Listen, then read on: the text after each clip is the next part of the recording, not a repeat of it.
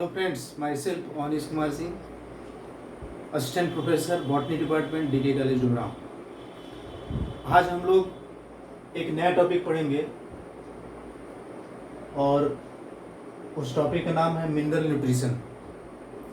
Mineral nutrition में हम लोग को पढ़ना है criteria of essentiality of element. Element के इसेंशियल होने के लिए क्या क्या क्राइटेरिया है। उसके पहले हम लोग कुछ बेसिक टर्म्स जानेंगे, जैसे what is nutrient and nutrition. Nutrients are raw material that is required for body building and maintaining the body function in plant. Nutrients जो होते हैं वो raw material होते हैं, कच्चे पदार्थ होते हैं जो प्लांट में बॉडी के फॉर्मेशन और उनके फंक्शन को मेंटेन करने के लिए ज़रूरी होते हैं। And the process of taking nutrients is known as nutrition. Second one is scientist, that is Liebig in 1840 he described the essentiality of elements in plant. Plant में इन्होंने मिनरल की एसेंशियलिटी को डिस्क्राइब किया था और इनको फादर ऑफ बायोकेमिस्ट्री भी कहा जाता है। He is also known as father of biochemistry. और इन्होंने एक लॉ दिया था, that law is known as law of minimum. ठीक है, आप लोगों से एग्जाम में क्वेश्चन पूछता है कि who is known as father of biochemistry, तो आंसर होगा Liebig. Second question is who proposed the law of minimum, तो लेबिग ने दिया था। किसने इसेंशियल एलिमेंट को डिस्क्राइब किया था, उसके रोल को प्लांट में, तो लिबिग ने किया था। और इनका लॉ ऑफ मिनिमम क्या है, इनका लॉ ऑफ मिनिमम कहता है कि productivity of soil depends upon the proportionate amount of deficient nutrient in the soil. यानी किसी सॉइल की प्रोडक्टिविटी उस मिनरल एलिमेंट पे डिसाइड होती है जो सॉइल में सबसे कम मात्रा में पाया जाता है।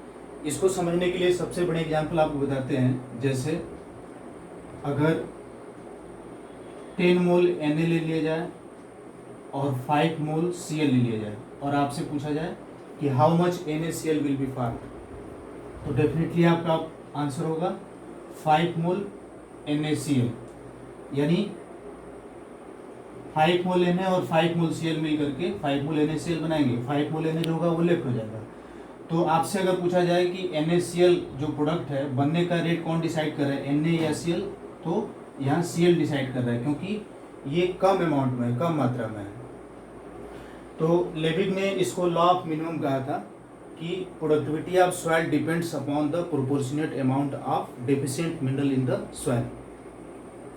अब हम लोग देखते हैं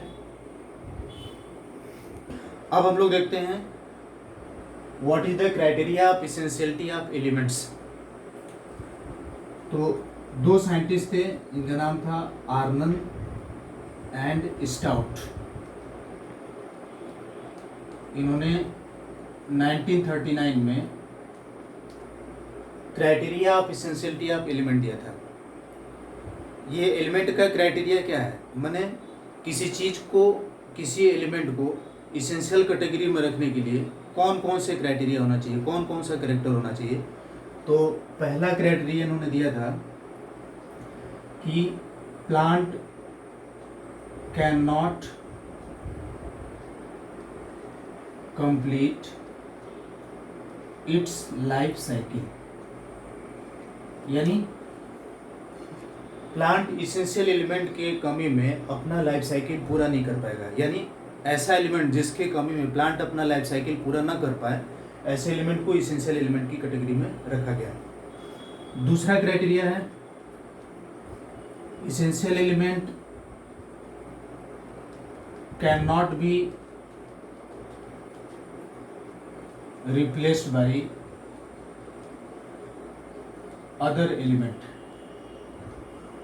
यानी ऐसा एलिमेंट जिसके जरूरत को किसी दूसरे एलिमेंट के द्वारा पूरा न किया जा सके, ऐसे एलिमेंट को कहा जाता है इसेंशियल एलिमेंट। और तीसरा होता है its deficiency causes disorders in plant. और तीसरा क्राइटेरिया है कि मिनरल इसेंशियल मिनरल के डेफिशिएंसी होने पे प्लांट में डिसऑर्डर डेवलप होता है। तो these are the three criteria of essentiality of elements proposed by Arnon and Stout in 1939। और वो तीन क्राइटेरिया आप लोगों ने देख लिया, जिसमें पहला था कि प्लांट इसेंशियल एलिमेंट की कमी में अपना लाइफ साइकिल पूरा नहीं कर पाएगा। दूसरा, इसेंशियल एलिमेंट की कमी को दूसरे एलिमेंट के द्वारा रिप्लेस नहीं किया जा सकता है।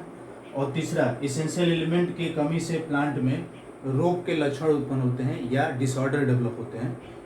ये तीन जो हैं वो इसेंशियलिटी ऑफ एलिमेंट्स के क्राइटेरिया है।